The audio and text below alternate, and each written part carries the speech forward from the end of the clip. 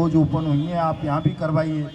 जैसे इसी मंडल के हमारे 2 जिले हैं, अमेठी और सुल्तानपुर, वहाँ तहसील स्तर पर हुए हैं पहले आवेदन, यहाँ भी हुए होंगे आवेदन तो निश्चित रूप से थोड़े बहुत, लेकिन उसको पता नहीं होगी अफसर को, अनभिज्ञ थे उन चीज़ों से।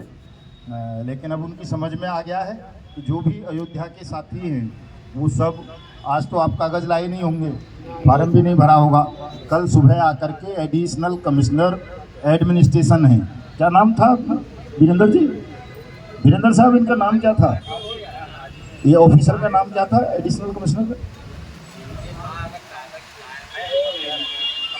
उसके सामने लिख तो रहा था कुछ, हाँ कुछ क्या तिवारी जैसा कुछ नाम था, कोई बात नहीं, एडिशनल कमिश्नर एडमिनिस्ट्रेशन उसकी पोस्ट होती है साहब, वही सहायक सक्षम अधिकारी है बट एक्ट में, तो उसके कमरे में जाकर के कल से आप आवेदन कर सकते हैं।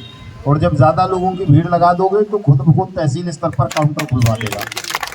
कल बढ़िया से भीड़ लगा दो, सब लोगों को बता दो कि सब जाकर के एडिशनल कमिश्नर एडमिनिस्ट्रेशन के यहाँ अपने अपने भुगतान के दावे प्रस्तुत करें। भुगतान के दावे के साथ अजय कांत सैनी नाम था, हाँ, अपर आयुक्त प्रशासन, ये लिख लें। तो 3 पेज का है सब भुगतान आवेदन, 3 का है 2 का? 2 पेज का भुगतान आवेदन है, उसको पूरा भरना है ध्यान से। उसमें अपना नाम, अपने पिता या पति का नाम, अपनी एज, अपना एड्रेस, अपना मोबाइल नंबर, आपका कितना निवेशित राशि है, इन्वेस्टेड अमाउंट वो लिखना है, मैच्योरिटी कब हो रही थी और कितना पैसा देने का वचन दिया था उसने वो लिखना है, डेट लिखनी है उसकी, और उसके साथ आप किस कंपनी के या क्रेडिट कोऑपरेटिव सोसाइटी के पीड़ित हैं उसका नाम लिखना है, उसका हेड ऑफिस का पता हो तो वो लिख दो, ब्रांच अगर कोई आपके इलाके में रही है तो वो एड्रेस भी लिख दो, और अगर उसके डायरेक्टर सीएमडी वगैरह का नाम पता हो तो वो भी लिख सकते हो, उनको भी पार्टी बना सकते हो। साथ में आपको अपनी पॉलिसी का नंबर भी उसमें लिखना है, खाता नंबर या पॉलिसी नंबर जो भी हो आपके पास वो भी लिखिए, और बॉन्ड की या पासबुक की या कोई रसीद हो आपके पास तो उसकी फ़ोटोकॉपी लगा देनी है, अपने आधार की फ़ोटोकॉपी लगा देनी है, और अपने बचत खाते की, जो आपका बैंक में अकाउंट हो जिसमें आपके पैसे आने हैं, उसकी कॉपी भी आप उसमें साथ लगाइए। और 2 या 3 जगह उसमें साइन होते हैं, एक एप्लीकेशन पर, एक एफिडेविट उसके साथ होता है, उस पर भी साइन होने, कंप्लीट भर के देना है। ये ध्यान रखिए, अगर कंप्लीट नहीं भरोगे, अधूरी जानकारी रखोगे तो वो फार्म आपका रिजेक्ट हो जाएगा। अगर आपने फार्म ठीक से जमा किया है, तमाम उसके साथ कागजात लगाए हैं, तो बहुत जल्दी उस पर प्रोसीडिंग होती है। ये टाइम बाउंड एक्ट है, 180 दिन में सरकार को आपकी जमा राशि का 2 से 3 गुना पैसा देना है, लेकिन तब जब आप अपना आवेदन ठीक से करोगे, प्रॉपर करोगे, उसमें कोई त्रुटि नहीं होगी तब।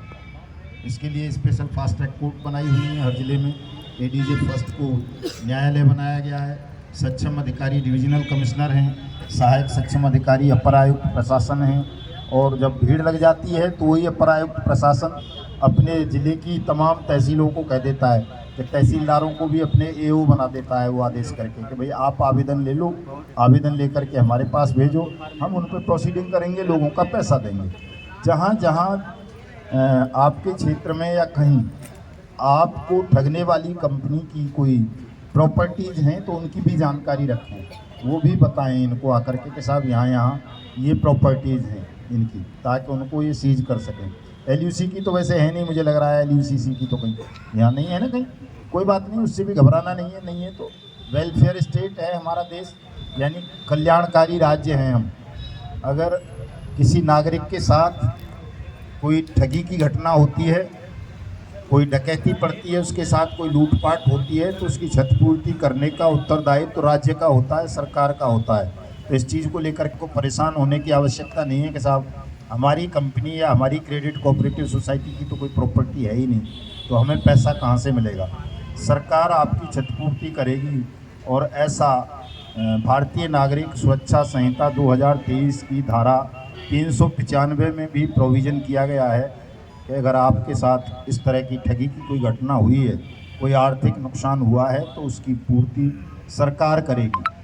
तो घबराने की आवश्यकता नहीं है, सबका समाधान होगा, सबका पैसा मिलेगा, और जो एजेंट साथी हैं उनको भी सुरक्षा सम्मान मिलेगा। आप लोग भी तनाव ना लें, कल मैं बाराबंकी में बैठा था तो 10-12 एजेंट साथी रहे होंगे वहाँ, वो बड़े परेशान थे। उनके खिलाफ़ किसी के मुकदमा बन गया है, किसी के खिलाफ़ शिकायत हो गई है, तो बड़े परेशान थे, दुखी थे, मरने से भी बुरी स्थिति में थे। तो किसी भी साथी को मानसिक तनाव इतना नहीं लेना कि साहब डिप्रेशन में आ जाओ, बीमार हो जाओ, कब कैसे होगा, सब ठीक हो जाएगा।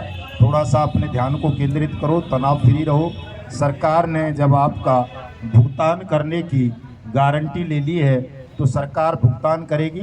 निवेशकों तक इस संदेश को पहुंचाइए कि भैया ये कानून बन गया है, ये कानून ये कहता है कि पैसा सरकार देगी, और जब सरकार देगी तो हमसे मत लड़ो, चलो हमारे साथ सरकार तक चलते हैं, सरकार से आपका पैसा वापस दिलाएंगे। थोड़ा सा प्यार से रहेंगे आप भी निवेशक के साथ। गर्मी खाते हैं निवेशक, हमें पता है उनका पैसा डूबा है, क्योंकि आप सब ने छाती ठोक ठोक के कहा था कि मैं दूंगा, मुझ पर भरोसा कर कहा था ना जब निवेश कराया था। तो थोड़ा सा शांति और संयम का परिचय देते हुए उनके थोड़ा सा गुस्से को सहन करें और उनको प्यार से समझाएं निवेशकों को कि भाई देख, कंपनी अगर चल रही होती तो हम जैसे तेरे घर से पैसा ले जाके जमा कर देते थे वैसे ही वहाँ से तेरा पैसा वापस ला करके दे देते, लेकिन कंपनी सरकार ने बंद कर दी है और डर के मारे कंपनी चलाने वाला तो वही भाग गया सरकार के। तो ऐसे हालात में पैसा आपका सरकार को देना है, हम नहीं दे सकते। सर फोड़ना है फोड़ दे, गोली मारनी है गोली मार दे, और कुछ करना है वो कर ले, लेकिन पैसा नहीं दे पाएंगे हम तेरा, पैसा सरकार देगी, ये कानून बन गया है। तो मैं समझता हूँ आपकी बात को तमाम निवेशक समझ लेंगे, उन्हें पता चल जाएगा कि आप उनका पैसा कहाँ से मिलना है, तो सहयोग करेंगे। और जब इतने सारे लोग मिलके आप ईमानदारी से काम करेंगे, सहयोग करेंगे, तो पैसा मिल जाएगा, फिर उसकी भी ज़रूरत नहीं पड़ेगी। जो आप मेरे वीडियो सुनते होंगे, आप ज़्यादातर सुनते हैं? सब सुनते हैं सब? चलो नहीं सुनते हो तो सुन लिया करो। मैं रोज़ाना उसमें बोलता हूँ कि भाई अगर पैसा नहीं दिया तो सरकार को मिट्टी में मिला देंगे। तो अगर तमाम लोग ये केवल आवेदन पर कर दें तो उस काम की भी ज़रूरत नहीं पड़ेगी, सरकार की समझ में आ जाएगा कि अब अगर इनका पैसा नहीं दिया तो सच में मिट्टी में मिलना पड़ेगा। तो इतना सा काम करवा लो, मिट्टी में मिलाना हमारा भी लक्ष्य नहीं है, हमें कोई सांसद विधायक मंत्री मुख्यमंत्री नहीं बनना है। हम तो केवल आपका काम चाहते हैं कि आप लोगों का काम हो जाए, हमें भी मुक्ति मिल जाए साहब, अपने काम धंधे पे ध्यान दें। नहीं तो रात को मच्छरों ने काट काट के बुखार कर दिया है, पूरी रात बुखार रहा है, बोला भी नहीं जा रहा। बड़ा मन में उमंग थी कि चलो अयोध्या जा रहे हैं, पहली बार आएंगे, लेकिन ना तो सरयू स्नान कर पाए, ना रामलला को देख पाए। यहीं से हाथ जोड़ लिए, मैंने कहा भैया ठीक है, रामलला खुश रहना, तुम भी हमें भी खुशी खुशी आगे भेजो। रायबरेली जाना है साहब, 4 बजे का टाइम दे रखा है वहाँ। और कल लखनऊ आइए तमाम लोग, चूँकि लखनऊ में कल एक बड़ी सभा होगी, और अगर लखनऊ से आपका कार्यक्रम बड़ा हो जाता है और वहाँ से आदेश हो जाते हैं तो मेरी भी ये मुसीबत बच जाएगी, जो जगह जगह घूमना पड़ रहा है, मुझे परेशान होना पड़ रहा है। एक ही जगह से पूरे प्रदेश के लोगों का काम हो जाएगा साहब। तो कल पूरी ताकत के साथ तमाम लोगों तक संदेश भिजवाइए, सुबह 11 बजे तक इको गार्डन लखनऊ पहुँचें सब तमाम लोग, ताकि मुख्यमंत्री की समझ में आ जाए कि यार अब इनका भुगतान शुरू कर दो और इनका उत्पीड़न भी रुकवा दो। तो भुगतान हो जाएगा तो उत्पीड़न खुद रुक जाएगा। भुगतान ही तो समस्या है, भुगतान नहीं हो रहा, लोगों का पैसा नहीं मिल रहा है, इसलिए निवेशक भी तरह तरह की स्कीम बनाता रहता है कि कैसे इससे ज़बरदस्ती छीनूं पैसा। जब उसका पैसा मिल जाएगा फिर कोई स्कीम नहीं बनाएगा। सब रिश्तेदारी तो हैं, आपस में परिचित हैं, यार हैं, दोस्त हैं।